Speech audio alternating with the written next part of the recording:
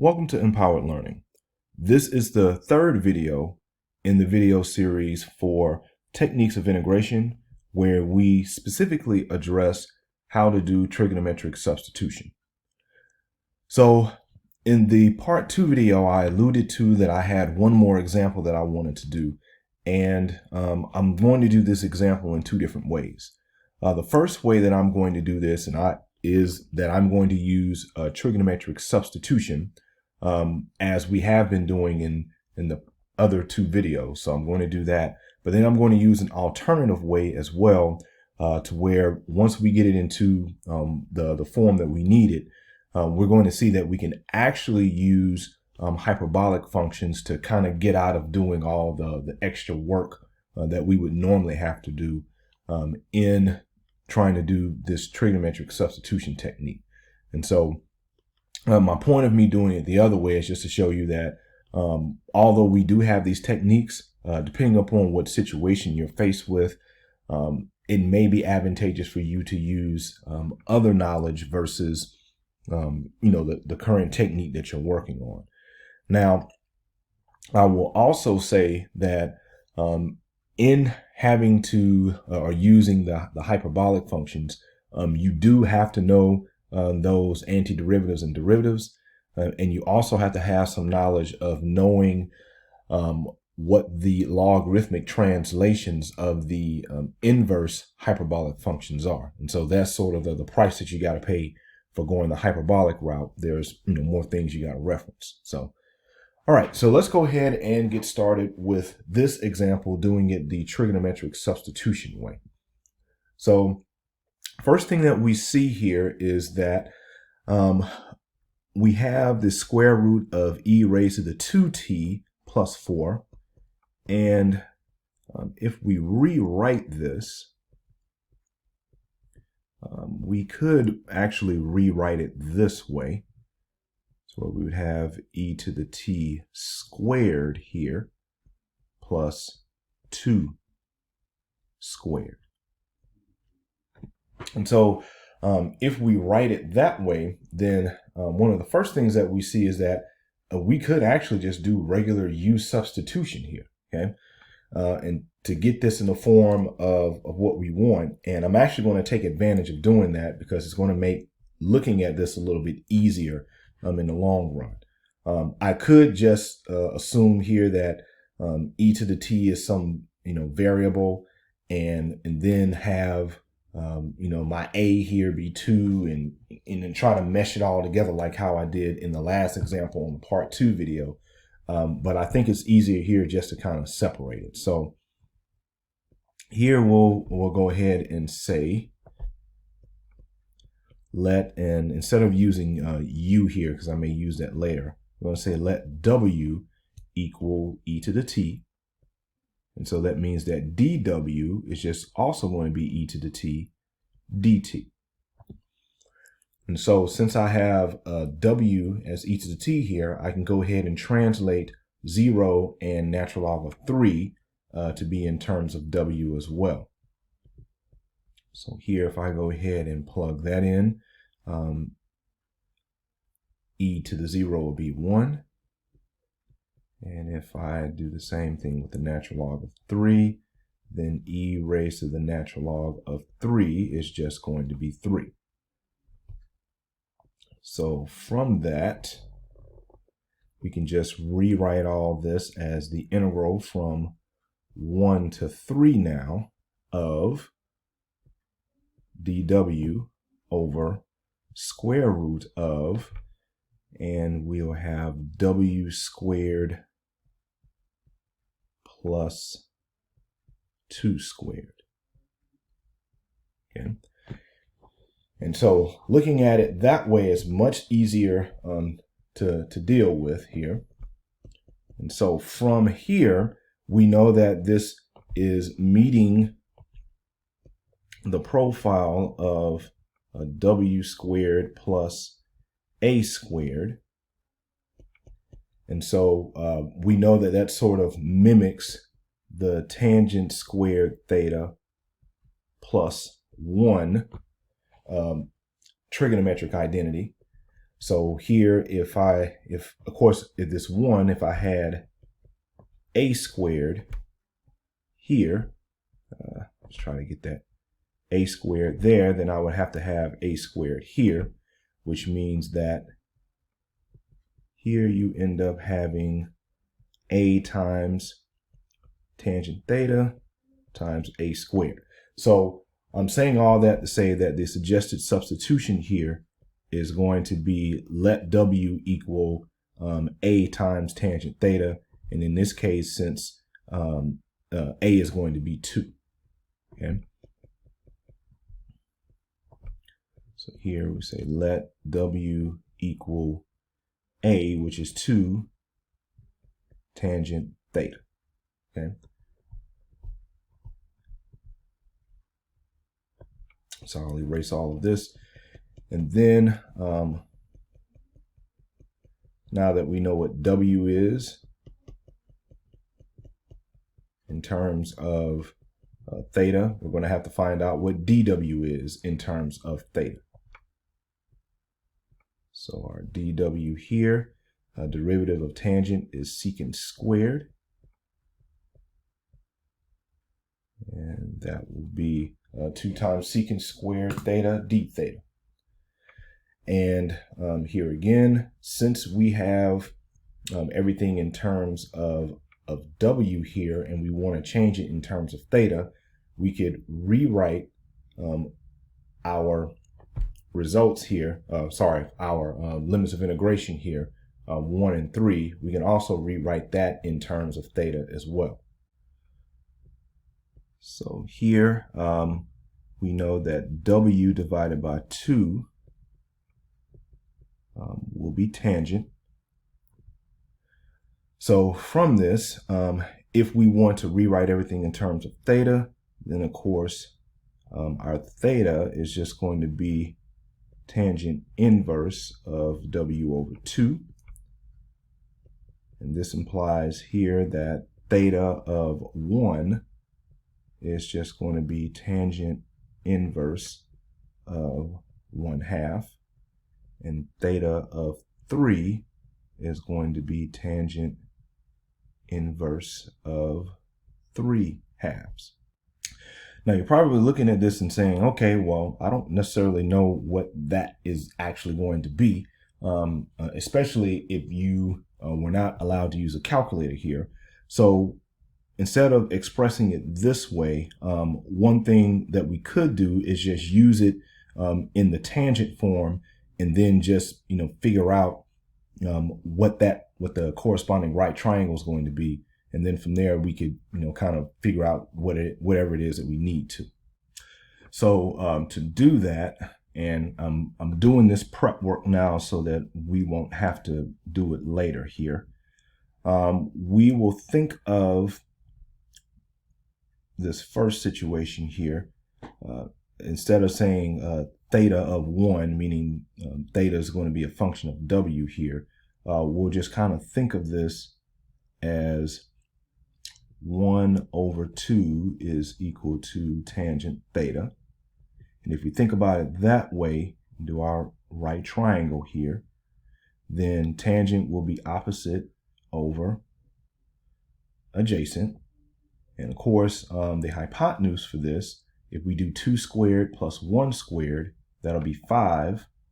And then we take the square root of that. So this hypotenuse here would just be square root of 5.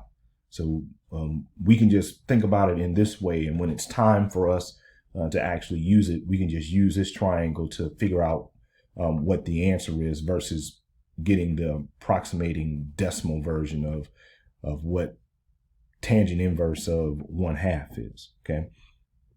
We can also do the same thing here for this tangent inverse of 3 over 2. So we could look at this as 3 over 2 is equal to tangent theta, because of course that's if W is equal to 3 right here, that's what that would end up being. And so we can do the same thing, form our little right triangle here. And of course, from that, tangent is going to be opposite over adjacent. And so here we would have square root of 2 squared, which is 4, plus 3 squared, which is 9. So 4 plus 9 is 13. So that is what our hypotenuse would be for this triangle. And so again, we're just doing this as a reference because later on we're going to see that we actually need to go ahead and use this to be able to get our answers. And this obviates the need for us to have to get all the decimal equivalents. Okay. So another thing that I'm going to do here is, and this is just for the sake of simplicity,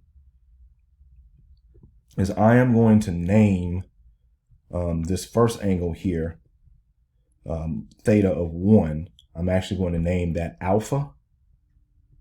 And I'm going to name theta of 3 beta. And again, I'm going to name that so that I won't have to keep on writing tangent inverse of 1/2 and tangent inverse of 3/2 throughout the problem. Okay. So now that we have all that straight, let's go ahead and actually start working on this. So from here, we know that our dw is going to be 2 secant squared theta d theta. We know that I can go ahead and replace w here as 2 tangent theta right here, and pretty much know that this is going to be some form of secant once we're done, but we'll actually work through it. And we're going to replace this 1 and its 3 here with alpha and beta respectively. Okay, so we'll just say alpha here, beta here. dw is going to be 2 secant squared theta d theta. And our denominator here, this is just going to be w squared, which will just be 4 tangent squared theta plus 4. And of course, from there, our denominator, get that back there. This will be alpha, beta, 2 secant squared theta, d theta again. Our denominator, we know that we could factor out a 4 out of the radicand, and we would just end up with square root of 4 times square root of tangent squared theta plus 1. And of course, square root of 4 is 2, and tangent squared theta plus 1 is going to be secant squared theta. And thus, the square root of secant squared theta, all of that is just going to be secant. And this is just going to be 2. And so when we simplify this more,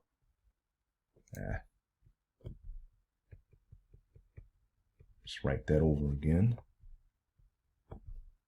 So we'll have alpha, beta here. We essentially will just have 2 times secant squared theta d theta over 2 times secant theta. And all that just ends up being integral of secant theta d theta. Okay, and we kind of already know what this outcome is going to be here because we saw it in the part 2 video. And I'll go ahead and swing this here and continue on. So here we know that the antiderivative of secant theta is just going to be natural log of absolute value of secant theta plus tangent theta. And we'll evaluate that at alpha and beta. And so here we'll do natural log of absolute value of secant of, we need to do beta first. So we'll do beta here. plus tangent of beta, and then minus, do the same thing with alpha.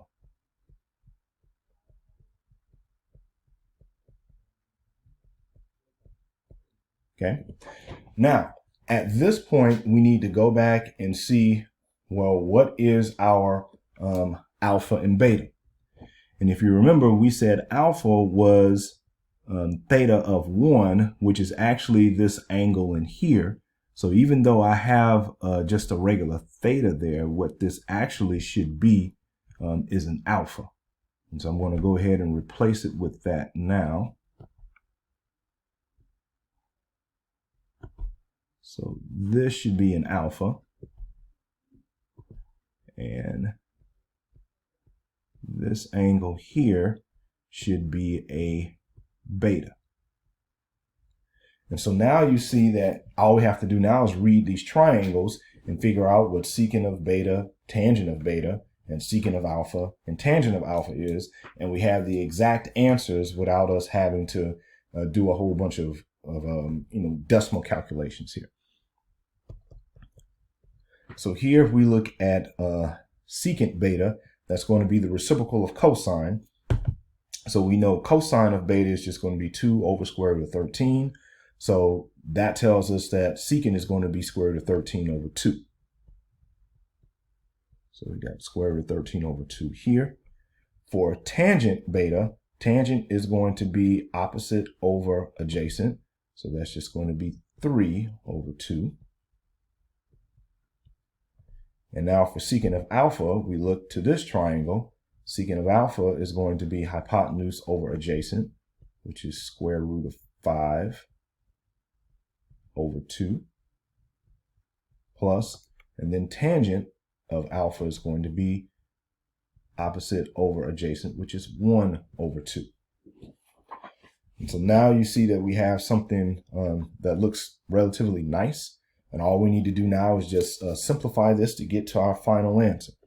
So we see here, this will be natural log of square root of 13 plus 3 all over 2 minus natural log of square root of 5 plus 1 over 2.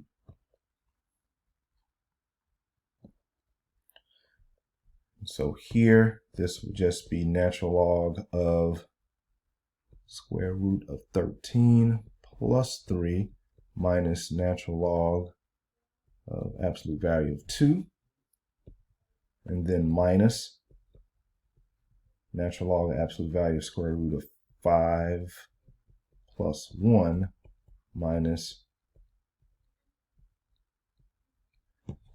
natural log of 2. Then here, since square root of 13 plus 3 is positive and square root of 5 plus 1 is positive, I'm going to go ahead and drop these absolute value signs now. So here, this is just going to be natural log of square root of 13 plus 3 minus natural log of square root of 5 plus 1 minus natural log of 2. And then this negative carries over here to be plus natural log of 2.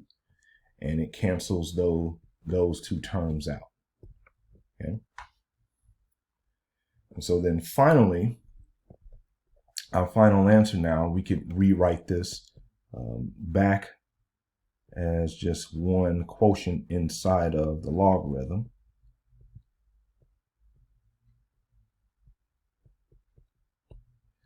Will just be natural log of the quotient of square root of 13 plus 3 and square root of 5 plus 1. And so this is your final exact answer for this particular problem. Okay. All right, so the very last example that I want to do here is I want to do the same problem, but I want to do it showing you how we could look at this problem and introduce hyperbolic functions. And so again, I'm doing this just to show you that Yeah, there are other ways to do this. And if you're studying this now, then it means that you should have already studied hyperbolic functions before you got to this. So I wanted you to see that, hey, there is another way to do this.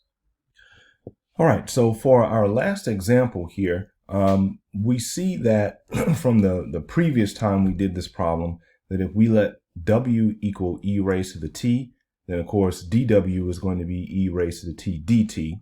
So we know that this is going to have this form here, and of course w of 0, we know that that was 1, and w of 3, natural log of 3 rather, would end up being 3. So we're carrying all of that over from the previous example because this part we would actually have to do the exact same way.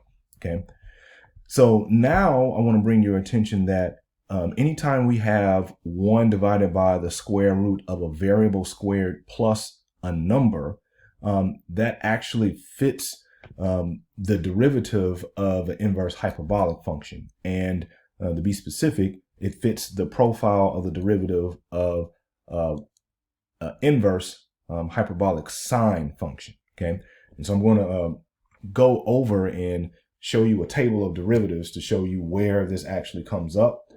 And we're going to see how we can easily get what the antiderivative of that expression would be in terms of inverse hyperbolic functions. And then we're going to see how we can change our hyperbolic function into an equivalent natural log function so that we can evaluate it and get that final answer. So note here from this table of antiderivatives that we have this particular derivative here, which tells us that the inverse sine hyperbolic or inverse cinch of u is just going to be 1 over square root of 1 plus u squared du over dx. And of course, the du over dx is there just because we're assuming that u is a function of x, and it's including the whole chain rule thing in there. Okay, so the main thing to worry about is this part here. And so what we can do is we could rewrite what we have in our integral to make it look like this so that we can use this particular antiderivative, which is here, directly. Okay, and of course you can see it in antiderivative form. It looks like this. And so with us having the a here, we can just go directly to here. So let's go ahead and do that now. All right, so here, of course, we want to note that if we have dw here, and then let's say a squared plus w squared here, that this ends up being, please pen work for me. So we'll have, let's try that one more time. Sine inverse hyperbolic of u divided by a plus c. So we have that. And of course, in this case, for our problem here, we know that our a is going to be 2. Okay, and we know that because if I go ahead and substitute in things now, so we'll say therefore integral of dw of square root of a squared is 4, so that'll be 2 squared plus w squared. That will be sine inverse hyperbolic of, and I don't know why I have a u here. That should be w. Yep, so let's make sure that that actually looks right. So w divided by a. So this will be w divided by 2 plus c. And so this is our answer. But we know that we have to do the indefinite integral here. So if we go ahead and put a 1 and a 3 there, then of course you would get rid of this integration constant.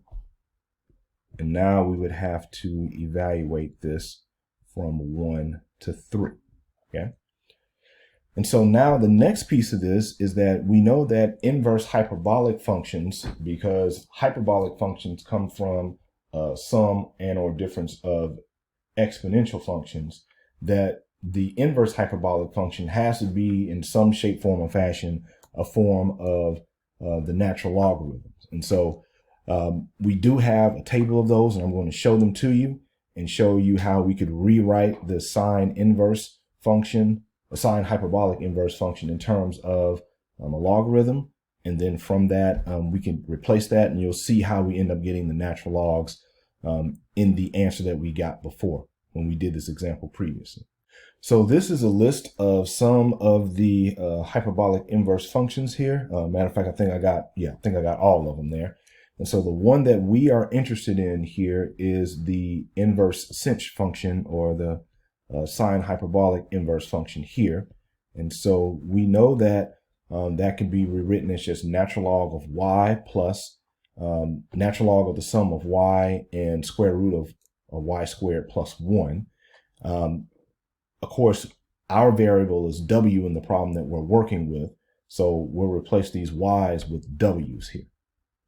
So here we'll go ahead and rewrite this as natural log of y plus square root of y squared plus 1, and evaluate that from 1 to 3.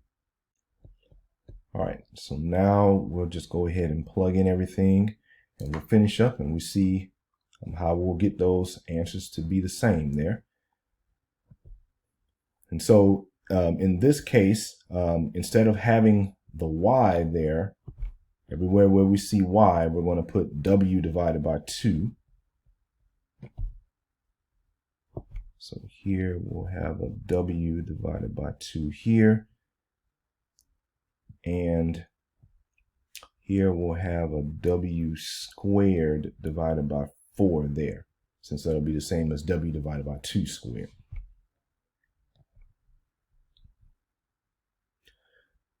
So for the first one, we'll have natural log of 3 divided by 2 plus square root of 3 squared, which is 9, divided by 4 plus 1, minus, and now we'll do the same thing with 1. So 1 divided by 2 plus square root of 1 squared, which is 1, divided by 4 plus 1. And so from here, we just need to simplify. And so for this first one here, matter of fact, I'll start here. I'll do it this way. So let's do it like that.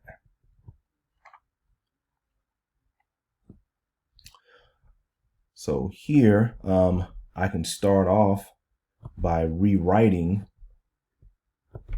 this 1 here as 4 over 4. So if I do that, then this will become natural log of 3 plus, and here the numerator would be square root of 9 plus 4, which would be 13. The denominator would be square root of 4, which would be 2. And now you see how we get that answer there for the first part. And then we'll do the same thing here. Take this 1 and rewrite it as 4 over 4. And so this would just be a 1 over 2 plus square root of 1 plus 4 over square root of 4. So square root of 1 plus 4 is 5. And square root of 4 is just going to be 2. And so you see how we end up pretty much getting the same thing that we got before. And of course, I'll skip all the gory details. From this point, we know that our final answer just ends up being square root of, natural log of square root of 3. Let me try to say that again. Natural log of square root of 13 plus 3. That all over 1 plus square root of 5. And so again, since 3 plus square root of 13 and 1 plus square root of 5 are both positive numbers, there's no need to have the absolute value sign on the natural log function. So we see that this is that final answer. And again, I'm just reiterating this. We do have different ways of being able to solve these integrals. If you've been watching my videos in order, then you probably watched the hyperbolic function video here. And we didn't necessarily introduce anything like this at this point because we needed to talk about some other things first before we can actually get to this point. But hopefully now you see the usefulness of those inverse hyperbolic functions and their derivatives and antiderivatives, because it does cut out on doing some work, especially whenever you have a choice of doing trigonometric substitution versus this method here. All right, so with this said, this is the final example of this video series. I hope that this helped to shed some light on how to approach trigonometric substitution, as well as know times when you may want to shy away from that and use something else that you already know, like using hyperbolic functions here. Look forward to seeing you in the next video. Take care.